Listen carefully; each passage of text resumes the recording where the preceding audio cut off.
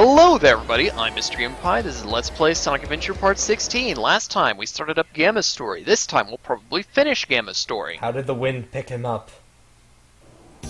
He's a Well, robot. he has the jet booster. Well, yeah, actually, that's true. That robot over there was pink and flying. Mission fail. No. No mission fail. Fission mail. Oh, I'm sorry. Invisible wall. Austin. Yeah? Austin, Yeah. We can't start a video like this. That's it. Reset. Do No. We're playing Big Story No, again. this is... It's not a Let's Play without some fail. We're doing Big Story over again. No, that Austin, that's too much fail.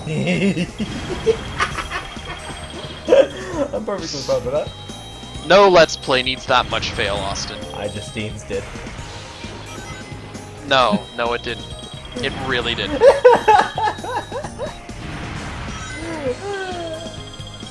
But, yeah, by the way, I don't think that we mentioned, Gamma has a counter. Oh, I'm sorry. I completely forgot we're talking about a game and mechanics. And yes, go on. Yeah, basically, Gamma, you see, Gamma's mechanics are the baseline for what Tails and Robotnik's mechanics were in Sonic Adventure 2. Yes. However, homing onto a lot of enemies in Sonic Adventure 2 gave you extra points, which were required for higher ranks. That's not the case here, where there are no real ranks. You see, here, getting more enemies actually gives you more time, because Gamma is time. Maybe he has like a limited energy source or something. I guess the idea And was so blowing up more robots at a time gives him more time seconds. As to exactly what sense that makes, I think the only time it actually makes legitimate sense is in the first mission of the game, where the more targets you hit, the more time you're given to complete the mission. I like the battery life idea, though. We could sort of write that off as a Metal Gear Rising Revengeance idea. Yes. But, yeah, in these next couple levels, we're going to be fighting different members of the E100 series. They've been downgraded in Robotnik's army, as opposed to Gamma, who's outright been fired. Well, not even fired, just kind of forgotten about. I mean, hey, you know, Beta, Gamma, and Omega, you guys were forgotten about. At least these guys still have some kind of job. I believe they're all supposed to be, like, guarding something, but, I mean, what are they guarding? Nothing but the M1 side of them. Yep. In Sonic X, they were all tied down in random places, which never really made any sense to me. What purpose did Eggman have tying them down and making them suffer, besides making them suffer? Yeah. Well, I mean, Robotnik is pretty cruel. I mean, yeah. I'm sure Eggman's feeding him. No one is that cruel. Oh, you'd be surprised, Tails. Now, Sonic and Knuckles both had a lot of trouble coming in here. Gamma doesn't. Well, he's one of Robotnik's robots. Of course he's allowed access. You just blew up the guard! This is That, my well, like I security said, pass. Robotnik is cruel. That is how people are supposed to enter this area. That's how the gate was designed. Here's my security pass. Whoosh. And then, And that's a legitimate security pass. Also, I cannot jump now. second death of the Let's Play. Yep, first death of the Let's Play. Austin, I haven't died before. You're completely ridiculous. Oh, I'm sorry. Can I also say I really like the sound when Gamma gets hit? I don't know why, but that dial tone always sounded really cool to me. Also, this music is really cool. I love this music. It's kind of creepy, but it's also awesome. Say again? This music is kind of creepy, but it's also really cool. I love this song. Correct me if I'm wrong, but Red Hot Skull, I believe it's his name. The guitars in it really do kind of sound like people screaming, and it's beautiful. Yeah. This is Jun Senoue at his best, if I had to say. Sonic Adventure as a whole has probably one of the best soundtracks in gaming. Right up there with Pac-Man World 2, but in a very different way. Yeah, definitely a very different way. But, you know, I think that, so you can run out of time in Gamma's stories. I mean, technically you can run out of time in any character's story, it just takes 10 minutes, but in Gamma's it's a more reasonable amount of time to die. Wait, most characters die after 10 minutes? I've sat around for 99, 99, 99, and nothing happens. Sorry, I'm thinking of the classic games. How dare you think of the classic games? It's not like you did a Let's Play of all of them. Yeah. But anyway, yeah, Gamma's the only character that can die of time, and this is the only level that I've ever died of time in. Really? Red Mountain? Yeah. Oh, as a kid, Hot Shelter used to give me boatloads of trouble. But we'll get Okay, actually, no, I did die in Hot Shelter one time because of time. Never mind. In fact, that was when I found out there was a time limit. This is when I just randomly died on the train section. So, yeah, these characters have new guns on their arms, because back in the original cutscenes, they had the same weaponry as Gamma, but now they have weaponry more like Beta's weaponry. Also, these guys are doing like crazy flips and stuff. I think they're glitching out or something.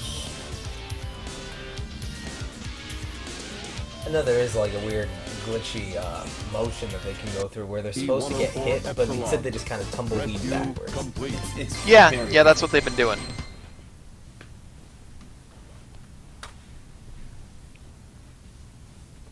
But yeah, now we've beaten Blue and we've beaten Orange. Now it's time to beat the stupidest of them all, because he's the last one, and he's purple. I thought you were going to say red there for a second. Yeah, since Sonic and Tails. Anyway, E103 Delta. E104. Actually, I wonder if that's a thing. Like, you know, Tails is yellow, end quote, so we make him orange. And then, you know, Knuckles is red, but we already got a red, so we make him purple. Because big. Anyway. Maybe they were all designed to take down a specific member of that team. I would actually really And then like to see Robotnik that. completely forgot about that plan. Oh, he completely forgot about a lot of his plans. I think this game actually shows off Robotnik's almost comical flaws as a villain as well. I think it's a Knuckles story when Sonic runs when he runs up to Sonic after beating Perfect Chaos. Or Chaos 6 rather, and Robotnik is just sitting there shaking his head, shouting, "Not again! I hate you!" I love the fact that Robotnik gets so blinded by this, no way, I can't believe this kind of mentality, that, you know, then he gets really reckless later on with the Egg Viper and the like. You might find something. Yes. Also, this is the night that Tails fights Robotnik. If we're following the timeline continuity and whatnot, Sonic is still kind of passed out inside the Mystic Ruins Temple. And then here we have daytime again, where Amy is now leaving Final Egg, and Sonic is entering it, or has entered it. Actually, yeah, that's a good point. Sonic has to enter it during like the morning hours. So that means that he and Amy are both in it at the same time, but they're in completely opposite ends of them? Yeah, actually that makes a lot of sense. Yeah. Huh. So, yeah, other character stories are wrapping up right now, and that's actually happened with Gamma, too. We've only got, technically, as far as we know, one particular Robot Master left. Yes. And if Skype wasn't being a meanie, I'd be able to see the preparations being made. Ah, yes. That. Yes. How was that for a subtle hint, guys? Behind the scenes at MrGameandPie.com. .YouTube. Behind the scenes at Hamsters, the mouse completely disappeared. There we go. Here we go. So, guys, we can spell Robotnik's name, but we're not gonna do that. What's wrong? Omega. No, not Omega. Gamma. Can't you spell my name? No. Solve my maze. Here's your laser blaster. So yeah, we got a This laser blast blaster now. damages enemies in a It wide creates pattern. explosions, because that's what lasers do. This is probably one of my favorite power-ups in the game, because every enemy now explodes with this amazing, satisfying blue-orange bubble. And it's beautiful. On a functional level, it doesn't do much, though. All it really does is it ensures that if you shoot an enemy and another enemy is caught in the blast, then they're both gonna die. What this doesn't mean is that you're going to get points for that second enemy, rendering it almost completely useless, because you're going to target everything anyway. Now, oh yeah, I kind of forgot to mention something during Big Story. We didn't mention anything during Big Story yet. So basically, You know how every level you have 3 people go to it, except for Lost World. Uh-huh. Well, I have a theory that maybe Big was supposed to go to Lost World. Actually, that would make a lot of sense. He could go fishing there. Because there's that huge room with the snake. And since 5 is the traditional or typical number of levels for each character to go to, Amy is obviously sort of the odd girl out because she only goes to 3, but then again, they were intentionally making her story short. Big only having 4 is just questionable. So yeah, maybe Big was supposed to go to Lost World It's very and possible. fish with the giant snake. I want to And maybe what would happen is Froggy, you would have to raise the water level and Froggy would go up with it. And the only platform that was near Froggy would be one that was really high up. So you'd have to raise it up all the way before actually catching him. That would be really creative and would probably demand that you would have to use the flotation device, which Yes. would have been actually kind of a cool change. I think the only problem with that is that, and you actually see this in Big's Hot Shelter, there's an entire upper area where you can actually drain the water and get to an entirely new section to go fishing. The problem is that once you go there, you can't go back and complete the level because A, the water level serves as a checkpoint, so the water level will be risen, but Froggy's swimming area is only scripted to be up until the cutoff point of the original water. If you go higher than that, then Froggy will just sort of disconnect from the lure if you fish for him again. It's a really nasty glitch, and I'm not exactly sure why they never fixed it, honestly. But odds are that was probably so difficult to actually program that raising the water level in Lost World would have been too hectic for them to try to figure out, so they just didn't bother because no one really bothers with Big. And nobody should. Exactly. Alright, here we go. Where is this on the egg carrier? Alright, it's in its pocket dimension, Austin. Discuss this. We're gonna keep discussing it because I am not satisfied. I am too Zones disappointed. exist in a pocket dimension. That's what makes them zones. I thought zones were just a location. Anyway, so many enemies here. This is actually one of my favorite levels of the game. Going back to it now, as a kid, this All gave right. me so much trouble. Now, Austin, we were talking back in Amy's story about how Amy is the character who gets to explore this level fully, and how some people questioned that, right? Well, kind Well- of. She's sort of the, she's the quote-unquote full explorer of the levels that Sonic didn't get to explore all of, but go on. Well, you see, here's the thing. Amy has a section that Gamma goes through. It was that section at the very beginning with the bathrooms. Uh-huh. Amy also has a section that Big goes through. In fact, Big only goes to places that Amy went to. No, he actually does That- have the upper stairs area, much like how he's got that island. That doesn't count. You're not supposed to go up there. You can't go back and it breaks the level. Shh, no one needs to know that. Except that I just said that. Anyway, go On a on. functional level, Big can only go to places that Amy went. However, Gamma, while he does have plenty of unique areas, he doesn't go anywhere that Big went. Want to know something interesting, though? That platform above where you are right now is supposed to Yeah. be where Amy finishes the level. Cool. So the balloon, it was situated right up there. Functionally, though, Amy has places in Gamma's level, though not very many. Amy has places in Big's level. In fact, it's the entirety of Big's level. So basically, Amy's the character that explores this level.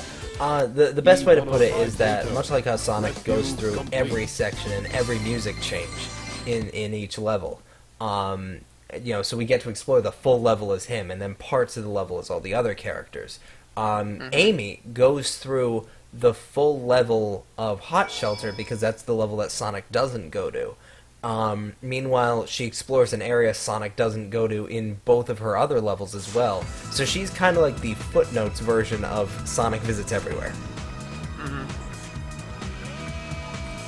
It's kind of weird how the characters, whenever they're on the spinning platform, they aren't in their standing animation. They're at the very beginning of their walk cycle. Yes. So they always have like 1 foot up. E105 With other characters, it isn't too terribly noticeable, but with Gamma there, it just looks really awkward. Oh, and this is a very dramatic scene.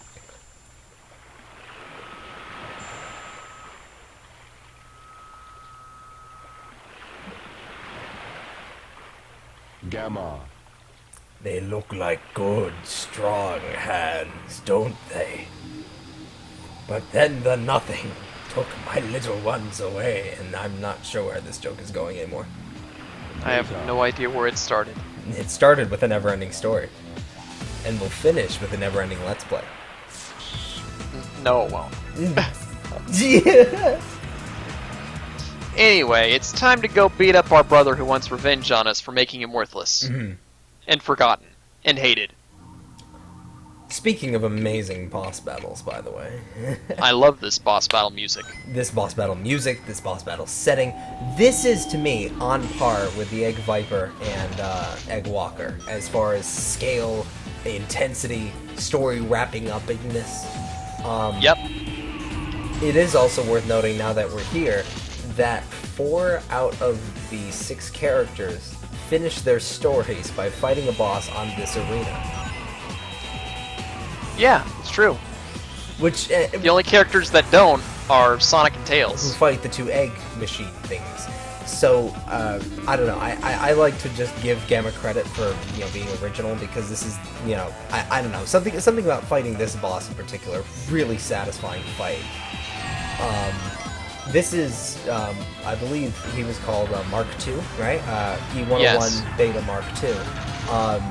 Specifically, this guy being able to travel at, not only is he Mark II, but he's also Mach 2, apparently, because he can travel fast as Sonic, or faster than Yeah. Sonic, rather. All the instruction manuals always write him off as, oh, and this guy can travel twice as fast as Sonic can.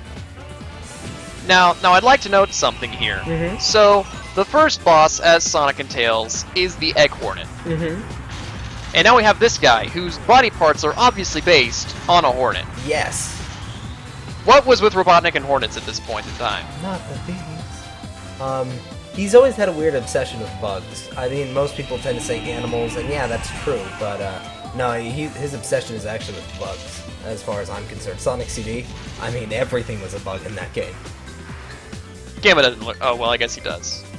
I was about to say, Gamma doesn't look at explosions, but then I tried to turn around a little bit to move, and it Mission didn't work. complete. It's very awkward trying to get him to pose with Beta in the background, although the one time that I pulled it off, it was the most awesome looking thing I'd ever done. So, Yeah, I did it in the practice run, it looked really cool, but I didn't get you to have do to, it here. like, be facing, like, diagonal and left from his back. It's quite awkward. Anyway, then he just sort of, like, flips over and falls on the ground and dies. It's so funny. I love the fact that we get that really funny little animation to prepare for this. And now we begin what is, would you agree, the most somber section of any Sonic game, at least for a while? Yeah, I'd say so. I mean, we get some pretty tense moments and some pretty sad moments, but this is definitely the most, like, emotionally driven. David Cage would have a ball with this scene. But, here we go. So, as you all know, Eggman puts animals inside of his robots. Now, Gamma was willing to help Amy when the birdie came by and showed him, you know, the birdness. And here's this other bird that came out of Beta. So we had a bird that had some connection with E100 Alpha, a bird that has some connection with E101 Beta, and there's a bird that's connected with E102 Gamma as well. Gamma is the father!